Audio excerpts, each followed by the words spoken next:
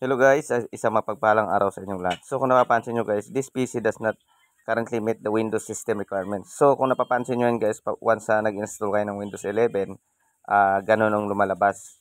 So hindi daw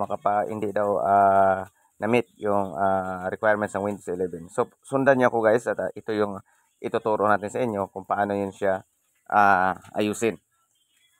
So siyempre una-una, pakita ko muna sa inyo guys yung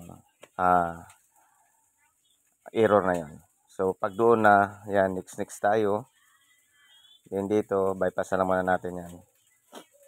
Pakita ko lang sa inyo na ganito ang nagiging error.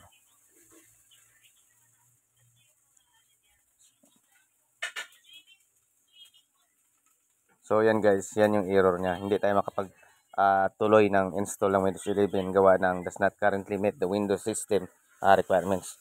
So, yan yung gagawin natin ngayon guys. Focus lang kayo dyan guys. At malalaman nyo kung ano gagawin. So, dito, Shift F10 ang ginawa ko para makapagpunta tayo sa command prompt.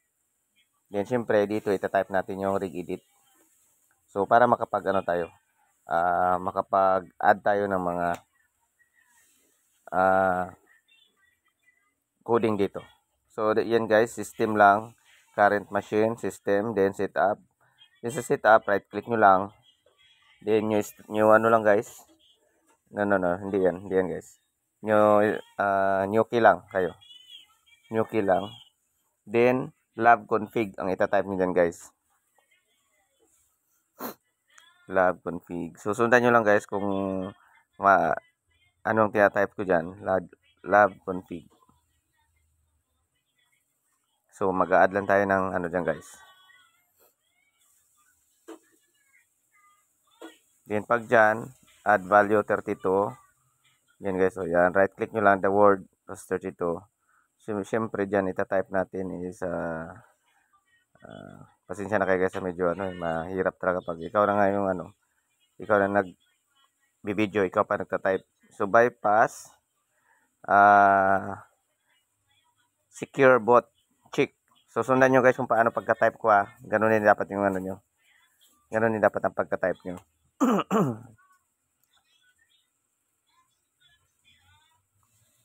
Then, kahit dalawa lang, iba tatlo eh. Kahit dalawa lang, okay na siya. Then, ganun ulit guys, the word 32 So, bypass TPM. Ito yung TPM na kailangan natin i-unlock eh. TPM check. Kailangan natin ipang bypass yan sila guys. Mga security lang naman yan. Then, siyempre, para maging success tayo, enable natin yan lahat. 1. So, pati yung isa 1. Yan, 1. So, yan, tapos na tayo guys. At dito, ipang-close na natin yan. Then, next na tayo guys. Para maging continue. Then, I agree. Then, kung may license kayo, type nyo lang. Kung wala, I don't have lang. So, next lang guys.